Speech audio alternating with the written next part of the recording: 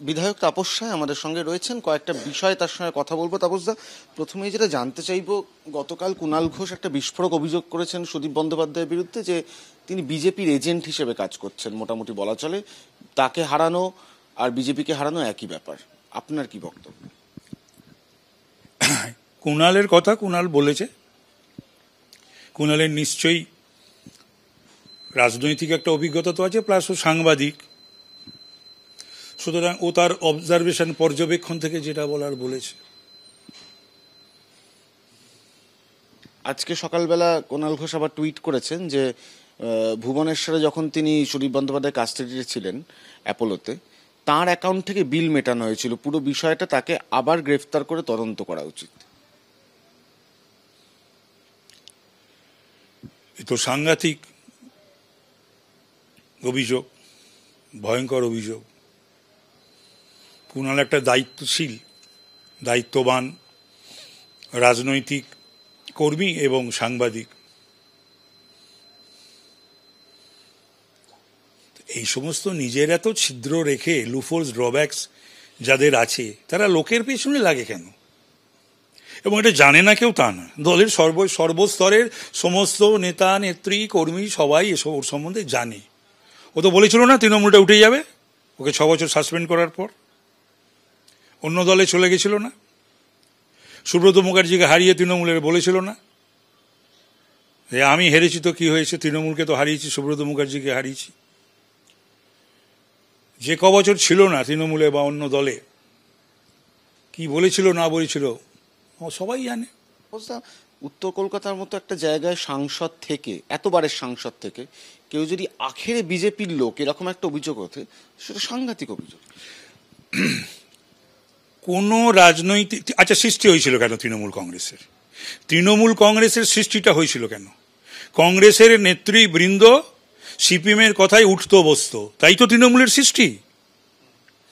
CPM করা অন্যায় নয়, বিজেপি করা অন্যায় নয়, কংগ্রেস করা অন্যায় নয়, তৃণমূল করা অন্যায় নয়, কিন্তু একটা দল করে আর একটা দলের স্বার্থ রক্ষা করা, খবরাখবর পাচার করা, সেটা পাপ, সেটা অপরাধ। এটা ওই 72-এর আর 72-এ যারা, 72-এর এবং 72-এ যারা, তারা ওই সিপিএম এর সঙ্গে এটা মেনটেন করত। আর এখন তৃণমূলে বেশ কিছু আছে যারা তৃণমূলের খাচ্ছে, পড়ছে, সব কিছু উপভোগ করছে, কিন্তু অন্যান্য রাজনৈতিক দলের সঙ্গে যোগাযোগ রাখছে, এবং সেটা কিন্তু অহংকার করে, জাহির করে বলে। উত্তর কলকাতার সাংসদ একই দোষে দুষ্ট বলে আপনার মনে হয়? 100 বার, একবার নয়। উত্তর কলকাতায় যদি এবছরও সুদীপ বন্দ্যোপাধ্যায় প্রার্থী হন, তার প্রভাব কি পড়বে বলে মনে হয় আপনার? গোহারা হারবে। আপনি তো এর আগে সাংসদ হিসেবে তখন তিনি দাঁড়িয়েছেন, আপনি ভোটের কাজ করেছেন। এবছর যদি দল বলে, আমি দলের কথায় এবং মমতা ব্যানার্জির কথায়, ওর দুটো নির্বাচনে ইলেকশন ম্যানেজারই করেছি, 9 এবং 14, 19-এ করিনি। ছেলেদের চাপে পড়ে 3টে মিটিং করেছিলাম মাত্র। আমি 9-এরও বাই ইলেকশন করেছি।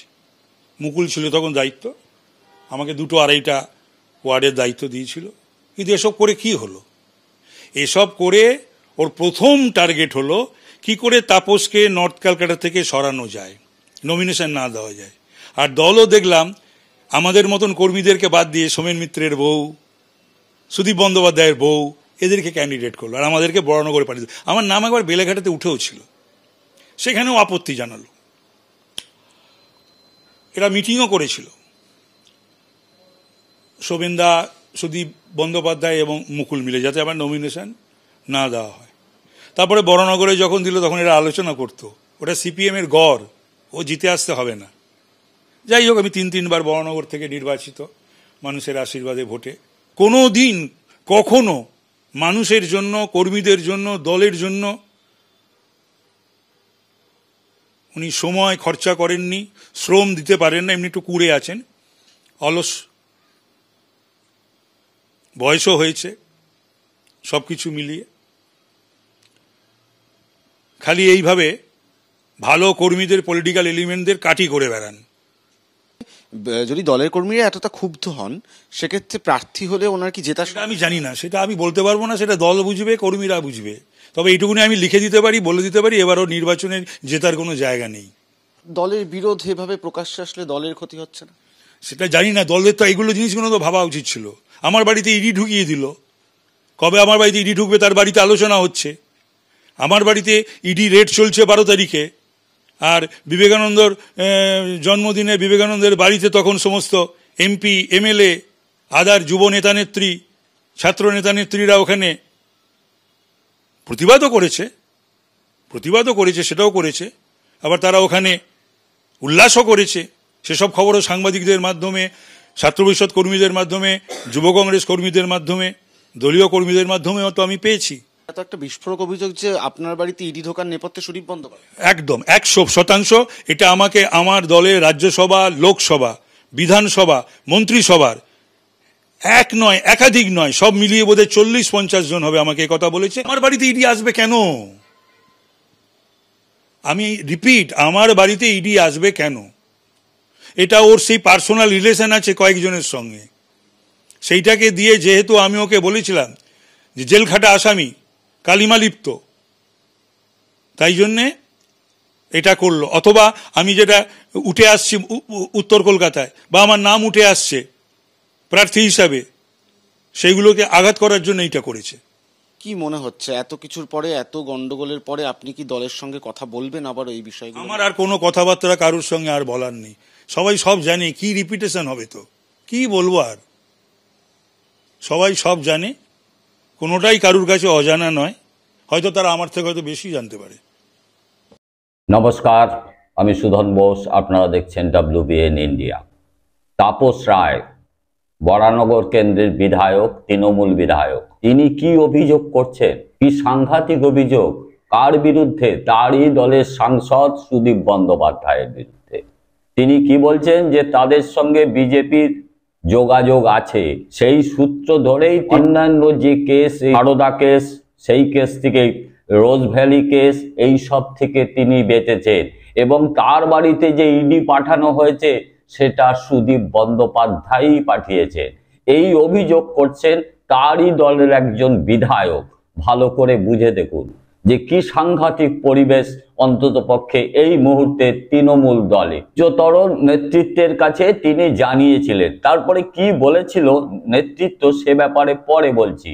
এই ব্যাপারে কেন হঠাৎ তিনি এই মুখ খুললেন তারও একটা বিশেষ কারণ আছে। কালকে আমরা দেখতে পাই কুণাল ঘোষের বেশ কিছু টুইট, তাতে তিনি কি করেন, তার রাজ্য সম্পাদকের পদ ছেড়ে দেন তৃণমূল থেকে, এবং প্রধান মুখপাত্র তৃণমূলের সেই পদ থেকেও তিনি রিজাইন দেন, এবং তিনি এটাই বলেন যে এই মুহূর্তে তিনি একজন সাধারণ খালি তৃণমূলের সৈনিক, এইভাবেই তিনি কাজ করবেন। তার কথাও একটু শুনে নিন যে কুণাল ঘোষ কি বলছেন। তো সুদীপ ব্যানার্জি চালান। সুদীপবাবুর অসুবিধা হচ্ছে যাকে দেখতে পারতেন না সে কাউন্সিলর হয়ে গেছে, তাকে সে বিজেপিতে জয়েন করে গেছে বলে সুদীপবাবুর একটু অসুবিধা হচ্ছে। আর কত বড় অপদার্থ, তাঁর স্ত্রী হচ্ছে এমএলএ নয়না বন্দ্যোপাধ্যায়, এমন একজন এমএলএ যার কলকাতায়, যার কনস্টিটিউয়েন্সি 2খানা সিট তৃণমূল হেরে আছে, একটা কংগ্রেসের কাছে, একটা বিজেপির কাছে। এবার তো জোর করে বিজেপির কাছে তো যেটা হার, সেটা তো সুদীপ ব্যানার্জি আর নয়না ব্যানার্জির। শুনলেন কুণাল ঘোষ কি বলছেন। তিনিও কিন্তু একই অভিযোগ আনছেন এই সুদীপ বন্দ্যোপাধ্যায়ের বিরুদ্ধে। তিনি এই পদত্যাগ করার পর এরপরে আরো তিনি বক্তব্য রাখেন যে তিনি ইডি সিবিআই কে চিঠি দিচ্ছেন এবং এই সুদীপ বন্দ্যোপাধ্যায়ের বিরুদ্ধে যেন তদন্ত হয়, কারণ ভুবনেশ্বর আদালত থেকে যে টাকা ব্যয় হয়েছিল সেটা কোন অ্যাকাউন্ট থেকে খরচা হয়েছিল। অতএব এমন কিছু ঘটনা আছে যেটা অবশ্যই কুণাল ঘোষেরা জানেন এবং তিনি এখন ইডি সিবিআই কে জানাতে চাইছেন। একটা জিনিস পরিষ্কার বুঝতে পারছি, অনেকেই যেমন বলছে যে বিজেপির সঙ্গে একটা সম্পর্ক, একটা সমঝোতা এই তৃণমূল দলের অবশ্যই আছে, তাহলে সেই জায়গায় ইঙ্গিত করছে এই কুণাল ঘোষ এবং তাপস রায়ের কথা। তাতে প্রমাণ একটা হচ্ছে যে কোথাও না কোথাও যোগাযোগ আছে। তাপস রায় যে বলছেন উচ্চতর নেতৃত্বকে জানিয়েও কিছু হয়নি, তবে কি কেন্দ্রের যে সম্পর্ক বজায় রাখছেন রাজ্যের সঙ্গে এই দুর্নীতি ক্ষেত্রে বা অন্যান্য ক্ষেত্রে, সেটা সুদীপ বন্দ্যোপাধ্যায়? সেই জন্যই কি সুদীপ বন্দ্যোপাধ্যায়ের বিরুদ্ধে কোনো অ্যাকশন নেয়নি এই তৃণমূল নেত্রী? পরবর্তীকালে আরামবাগে কি দেখলাম? আরামবাগে প্রধানমন্ত্রী এসছেন, সেখানে নানান রকম জ্বালাময়ী বক্তৃতা দিয়েছেন, সেটা তৃণমূলের বিরুদ্ধে। পরবর্তীকালে রাজভবনে কিন্তু মমতা বন্দ্যোপাধ্যায় এবং নরেন্দ্র মোদী সেখানে অবশ্যই প্রোটোকল মেনেই বসতে পারেন, কিন্তু কোনো সূচি ছিল না, কর্মসূচি ছিল না যে সেখানে তারা আজকে দেখা করবেন, কিন্তু তবুও দেখা হয়েছে। তবে কি মানুষের মনে যে সন্দেহটা বারবারই আসছে যে কোথাও একটা বোঝাপড়া আছে, চলতি ভাষায় অনেকে সেটা বলছে সেটিং আছে। আজকে কৃষ্ণনগরে তিনি বক্তৃতা দিয়েছেন, কিন্তু একবারও আর কিন্তু ভাইপো মমতা বন্দ্যোপাধ্যায় তাদের নাম নেননি। তার মানে রাজভবনে যে রাজ্যপালের উপস্থিতিতে কি এই সমঝোতার একটা ব্যাপার ঘটেছে, যে কোনো রকম ভাবে একটা কিছু করতে হবে যাতে এই দুর্নীতিটাকে আটকে দেওয়া যায়, দুর্নীতি যে হয়েছে তার তদন্তটাকে অন্ততপক্ষে ম্যানেজ করা যায়, সেটা সাধারণ লোকের ভাবতে কি অসুবিধা আছে? এমনকি তার দলের যে সাংসদ এবং বিরোধী দলনেতা শুভেন্দু অধিকারীরও এটা মনে হয়েছে।